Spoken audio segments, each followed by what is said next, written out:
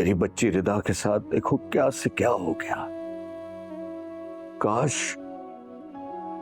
काश हम पहले ही चले जाते जब भाई साहब कह रहे थे, लेकिन ये सब कुछ ना रिदा के मियाँ का करा धरा है, वरना और कौन करेगा भला। चाची दुआ कहीं गई है क्या? वो जन्नत की मेडिसिन और उसकी रिपोर्ट्स लेने के लिए गई हुई है।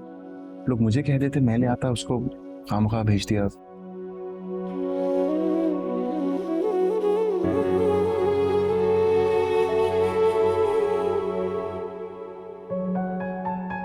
बहुत खुश थे रिदा के आने पर, लेकिन अब चाची मुझे भी लगता है कि रिदा के शौहर ने किसी को भेजा है उसे लेने के लिए, वरना किसी और को क्या पड़ी है। वही तो। अच्छा बेटा तुम बैठो, मैं चाय लेकर आती हूँ। नाश्ता किया है तुमने? जी जी। अच्छा मैं चाय लाती हूँ।